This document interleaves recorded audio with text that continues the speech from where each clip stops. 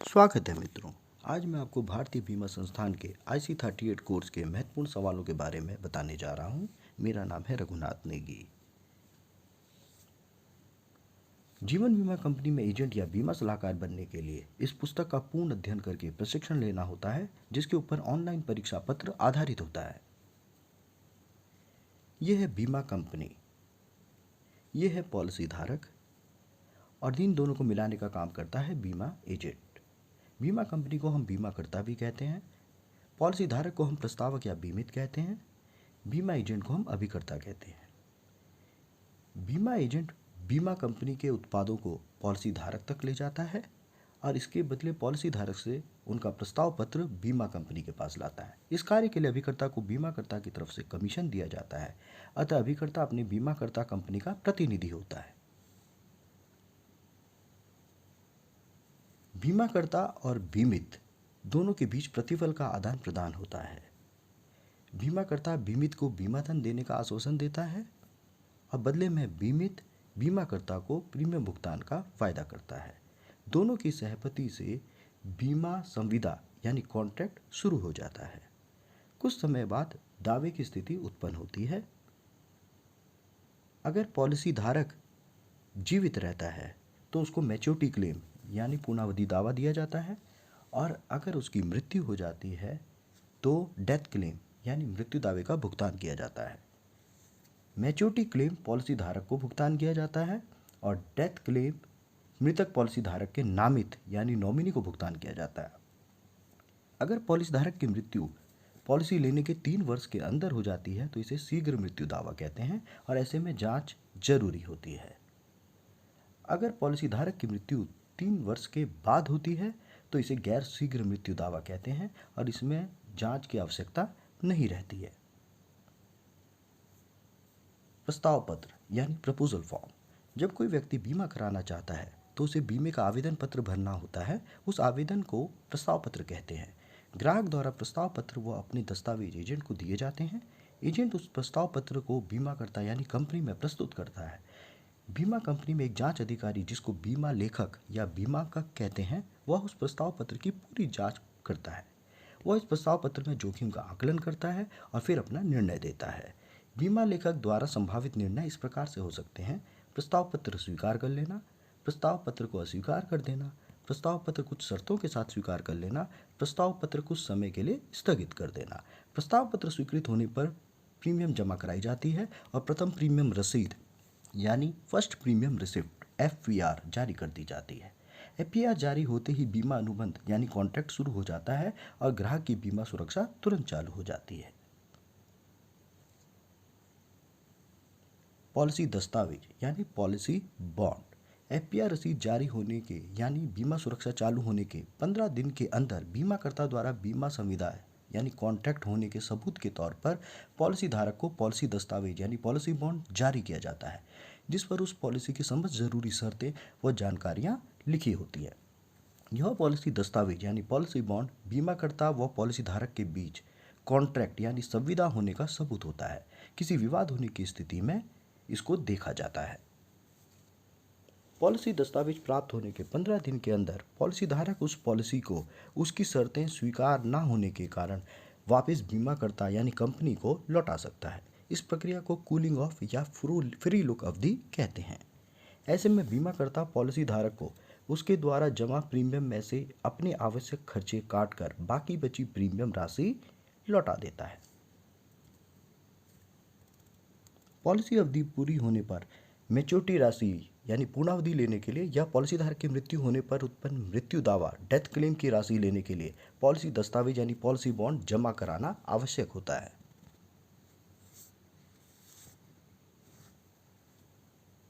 ऐसे सवाल जिनका उत्तर दिनों में या घंटों में रहता है। वार्षिक छमाही तिमाही किस्त में अनुग्रह अवधि यानी ग्रेस पीरियड कितने दिन का होता है? 30 दिन का। मासिक किस्त में अनुग्रह अवधि यानी ग्रेस पीरियड कितने दिन का होता है? 15 दिन का। पॉलिसी में उल्लेखित शर्तें स्वीकार न होने पर पॉलिसी धारक कब तक उसे कूलिंग ऑफ या फ्री लुक द्वारा पॉलिसी को वापस लौटा सकता है? पॉलिसी बॉन्ड प्राप्त होने के दिन से अगले 15 दिन तक। IRDA विनिमय 2017 के द्वारा बीमा कंपनी के पास सारे कागजात जमा करने के बाद कितने दिन में मृत्यु दावे का भुगतान हो जाना चाहिए? 30 दिन के भीतर। आईआरडीए द्वारा किसी नए जीवन बीमा एजेंट को लाइसेंस के लिए कितने घंटों का प्रशिक्षण लेना जरूरी है? 25 घंटे। कोई दावा मांगने पर बीमा कंपनी अधिकतम कितने दिन के अंदर कोई अन्य कागज मांग सकती है? 15 दिन के अंदर। आईआरडीए द्वारा बीमा कंपनी को कितने दिनों में दावे की जांच यानी इन्वेस्टिगेशन पूरी करनी होती है? 180 दिन या 6 महीने। बीमा लेखक द्वारा प्रस्ताव पत्र पर निर्णय कितने दिन में हो जाना चाहिए? 15 दिन में। किसी प्रस्ताव पत्र पर अतिरिक्त दस्तावेज मांगने की अधिकतम अवधि कितने दिन होती है? 10 दिन। आईआरडीए द्वारा किसी नए बीमा एजेंट को समग्र लाइसेंस यानी कंपोजिट लाइसेंस देने के लिए कितने घंटों का प्रशिक्षण लेना जरूरी है? 35 घंटे। स्थापना वर्ष या उसके लागू होने की तिथि। बीमा अधिनियम 1938 कब लागू हुआ? 1 जून 1939 को। लोक शिकायत निवारण नियम केंद्र सरकार द्वारा कब अस्तित्व में आया? 11 नवंबर 1998 को। आईआरडीए अधिनियम कब पारित हुआ? वर्ष 1999 में। आईआरडीए इरडा की स्थापना कब हुई? वर्ष 2000 में। आईआरडीए द्वारा चिर स्थायिता यानी परसिस्टेंसी के लिए निर्देश कब लागू हुए? 1 जुलाई 2014 से। उपभोक्ता संरक्षण अधिनियम कब बना? 24 दिसंबर 1986 को। सीजीएचएस योजना कब शुरू हुई? वर्ष 1954 में। विवाहित महिला संपदा अधिनियम एमडब्ल्यूपी एक्ट कब बना? वर्ष 1874 में। ऐसे सवाल जिनका उत्तर कोई नाम या स्थान होता है। आधुनिक बीमा कारोबार की शुरुआत किसने की? लॉयड्स ने। ह्यूमन लाइफ वैल्यू एचएलवी मानव जीवन मूल्य किसने प्रतिपादित की? प्रोफेसर ह्यूबर ने। बीमा क्षेत्र में सुधारों की सिफारिश के लिए भारत सरकार द्वारा 1993 में गठित समिति कौन सी थी? श्री आनंद मल्होत्रा समिति, जिसको मल्होत्रा समिति भी कहते हैं। 460 से 370 ईसा पूर्व बीमारी के कारण आहार स्वच्छता और व्यक्तिगत स्वच्छता किस व्यक्ति ने प्रतिपादित किया? हिपोक्रेट्स ने। यूनिवर्सल जीवन बीमा पॉलिसी किस स्थान से शुरू हुई? अमेरिका से। ऐसे सवाल जिनका पूरा नाम पूछा जाता है। आईआरडीए का पूरा नाम क्या है? बीमा विनियामय एवं विकास प्राधिकरण, insurance regulatory and development authority. IRDA के आईजीएमएस पोर्टल एकीकृत शिकायत प्रबंधन प्रणाली का पूरा नाम क्या है? Integrated grievance management system. TPA का पूरा नाम क्या है? थर्ड पार्टी एडमिनिस्ट्रेटर, तृतीय पक्ष व्यवस्थापक। यूलिप का पूरा नाम क्या है? Unit linked insurance plan. AML का पूरा नाम क्या है? Anti money laundering. यह काले धन को सफ़ेद करने के खिलाफ कानून बना है। केवाईसी का पूरा नाम क्या है? नो योर कस्टमर, अपने ग्राहक को जाने। एमआरआई का पूरा नाम क्या है? बंधक विमोचन बीमा योजना, मॉर्गेज रिडम्पशन इंश्योरेंस। स्वास्थ्य बीमे में हॉस्पिटल द्वारा पीपीएन का पूरा नाम क्या है? Preferred provider network. इलाज की विधि कोड सीपीटी का पूरा नाम क्या है? Current procedural terminology. सीजीएचएस योजना का पूरा नाम क्या है? सेंट्रल गवर्नमेंट हेल्थ स्कीम, केंद्रीय कर्मचारियों के इलाज के लिए यह स्कीम इस्तेमाल होती है। ईएसआईसी का पूरा नाम क्या है? एम्प्लॉय स्टेट इंश्योरेंस कॉरपोरेशन, कर्मचारी राज्य बीमा निगम। आरटीआई का पूरा नाम क्या है? राइट टू इंफॉर्मेशन, यानी सूचना का अधिकार। बीमा लोकपाल, ओम्बड्समैन। अगर कोई पॉलिसी धारक दावे की राशि से असंतुष्ट है या उसकी बीमे की रसीद या बॉन्ड उपलब्ध नहीं कराया जा रहा है इत्यादि, तो वह बीमा लोकपाल के पास शिकायत दर्ज करा सकता है। यहाँ सिर्फ बीमे संबंधित शिकायतें सुनी जाती है। बीमा लोकपाल में किसी बीमा कंपनी के विरुद्ध शिकायत कर सकते हैं, सरकारी व निजी दोनों प्रकार की कंपनी के खिलाफ। बीमा लोकपाल कितने समय में अपना फैसला देता है? 90 दिन या 3 माह के अंदर। बीमा लोकपाल में किसी समस्या की शिकायत दर्ज करने की समय अवधि क्या है? बीमा कंपनी द्वारा दावे या आवेदन खारिज करने के दिन से 1 वर्ष के भीतर। बीमा लोकपाल द्वारा दिए फैसले पर बीमा कंपनी द्वारा कितने दिन में अमल करना होता है? 15 दिन के अंदर। बीमा लोकपाल के देश में कितने कार्यालय हैं? कुल 17 कार्यालय। बीमा लोकपाल का अधिकार क्षेत्र क्या है? निर्दिष्ट क्षेत्र या विनिर्दिष्ट क्षेत्र। बीमा लोकपाल में कितनी रकम तक की सुनवाई हो सकती है? 20 लाख रुपए तक की। बीमा लोकपाल के फैसले के खिलाफ कौन दूसरी अदालत में अपील कर सकता है? सिर्फ ग्राहक यानी बीमा धारक अपील कर सकता है, मगर बीमाकर्ता यानी कंपनी अपील नहीं कर सकती। बीमा लोकपाल में शिकायत दर्ज करने के लिए कितनी फीस लगती है? कोई फीस या शुल्क नहीं लगता।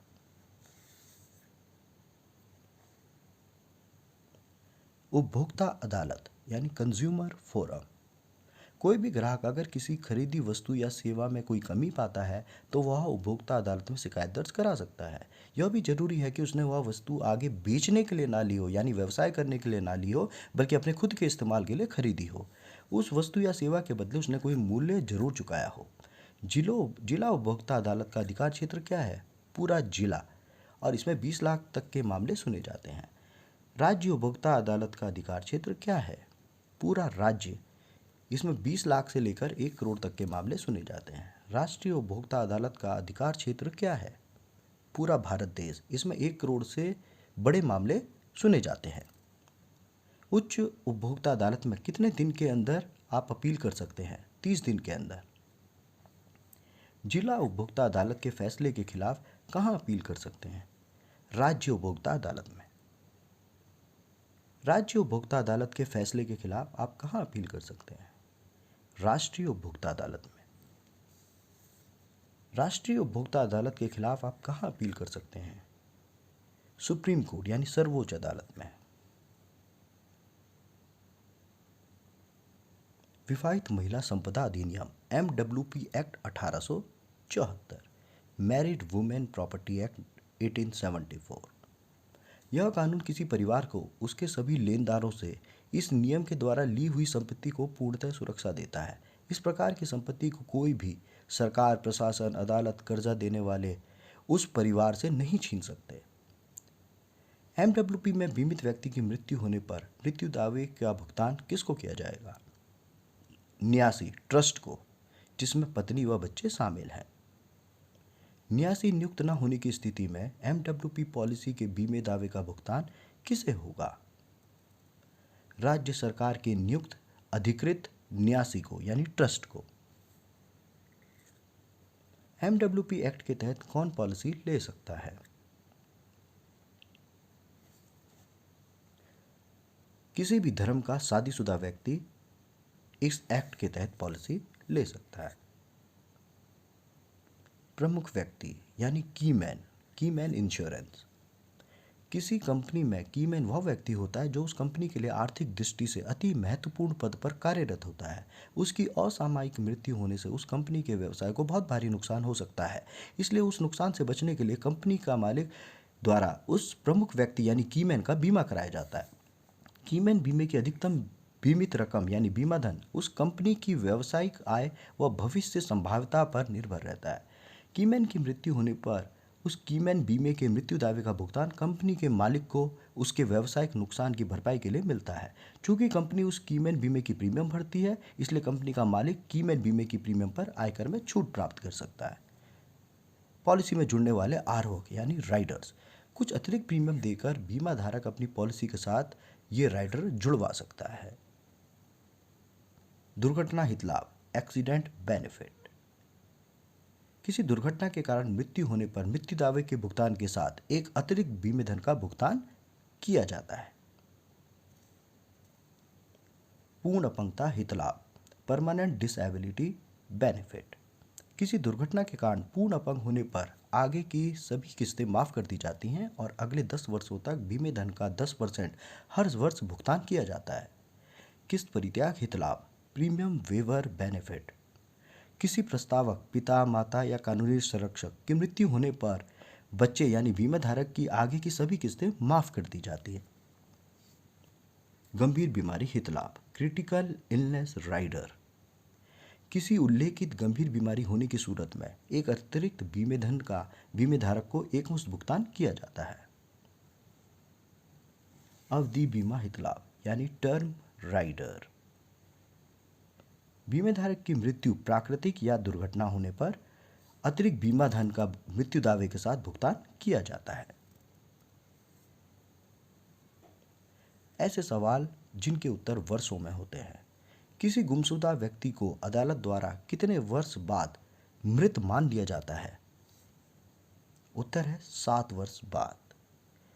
कितने वर्षों बाद पॉलिसी बंद करने पर गारंटेड समर्पण मूल्य यानी गारंटेड सरेंडर वैल्यू मिलती है? इसका उत्तर है 3 वर्ष के प्रीमियम भुगतान के बाद। भारत में विभिन्न नियामक।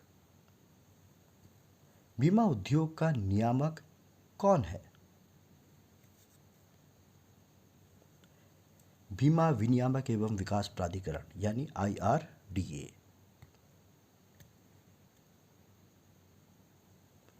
शेयर बाजार का नियामक कौन है?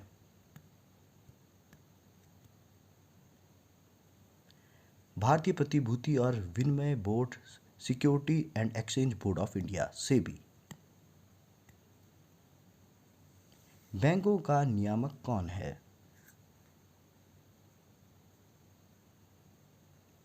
रिजर्व बैंक ऑफ इंडिया यानी RBI।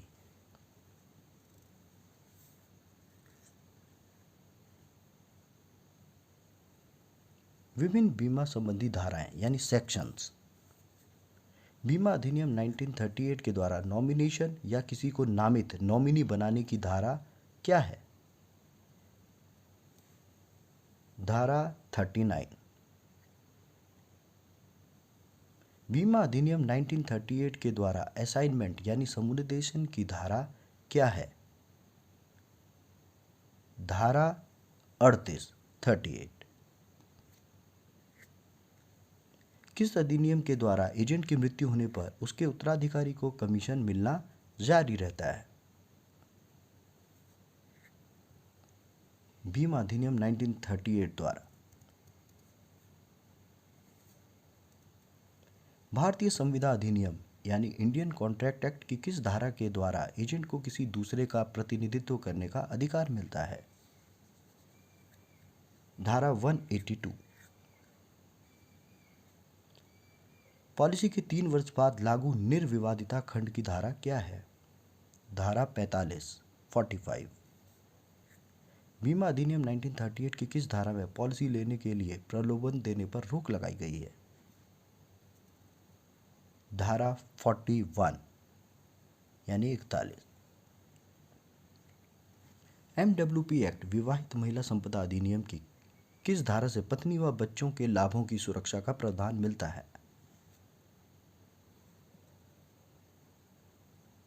धारा 6 के द्वारा।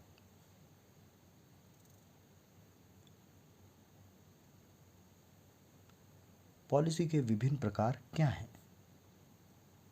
बंधक विमोचन योजना यानी मॉर्गेज रिडम्पशन पॉलिसी। दूसरी है मियादी बीमा योजना यानी टर्म इंश्योरेंस। तीसरी है धन वापसी योजना यानी मनी बैक प्लान। चौथी है वार्षिकी बीमा योजना यानी एन्युटी प्लान। पांचवी है आजीवन बीमा योजना यानी होल लाइफ प्लान। छठी है यूलिप बीमा योजना यानी यूलिप प्लान। परिवर्ती बीमा योजना यानी कन्वर्टिबल प्लान। बंदोबस्ती बीमा यानी एंडोमेंट प्लान। तो पहले आवास गृह ऋण की सुरक्षा के लिए यह योजना उपयुक्त है क्योंकि मृत्यु होने की स्थिति में इस योजना की दावा राशि से सारा ऋण उतर जाता है। दूसरा, यह सबसे कम प्रीमियम की योजना है, इसमें पूर्णावधि पर कोई राशि नहीं दी जाती। तीसरा, निश्चित समय के अंतराल में बीमे धन का कुछ प्रतिशत भुगतान लगातार मिलता रहता है। चौथा, सेवामुक्त होने पर पेंशन प्राप्त करने के लिए यह योजना उपयुक्त है। 5वां,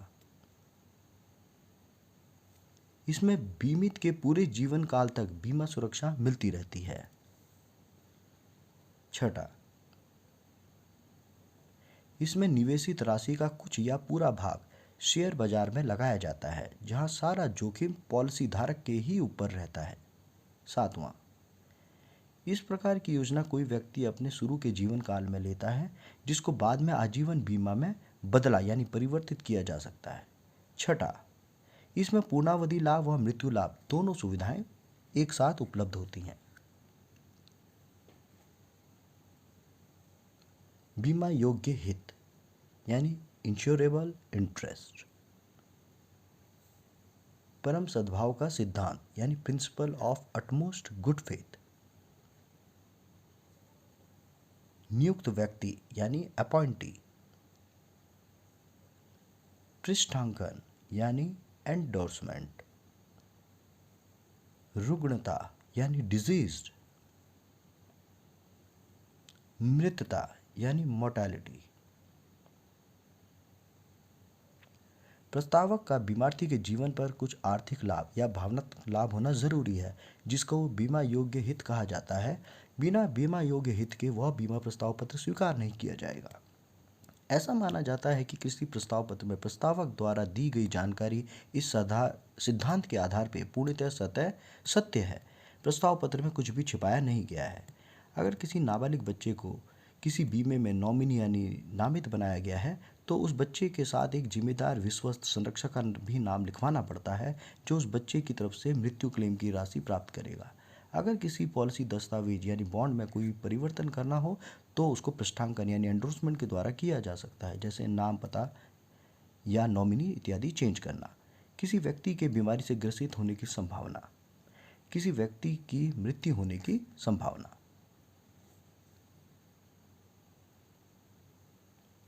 मानक आयु प्रमाण पत्र यानी standard age proof. PAN card, passport, school प्रमाण पत्र, ड्राइविंग लाइसेंस, आधार कार्ड, सरकारी सेवा पहचान पत्र, जन्म प्रमाण पत्र इत्यादि। अमानक आयु प्रमाण पत्र यानी नॉन स्टैंडर्ड एज प्रूफ, जैसे वोटर कार्ड, राशन कार्ड, जन्म कुंडली, ग्राम पंचायत प्रमाण पत्र इत्यादि।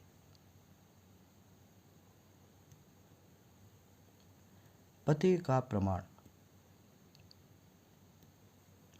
आधार card, voter card, ration card, बिजली बिल, पानी का bill, passport, driving licence, bank passbook इत्यादि। पहचान का प्रमाण, Aadhaar card, PAN card, voter card, passport, सरकारी सेवा पहचान पत्र, ड्राइविंग लाइसेंस इत्यादि।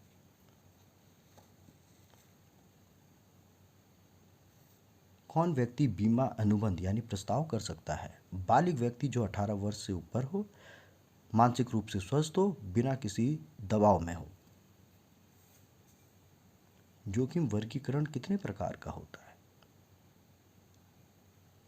वरीयता प्राप्त जीवन, मानक जीवन, अवमानक जीवन और नकारे गए जीवन।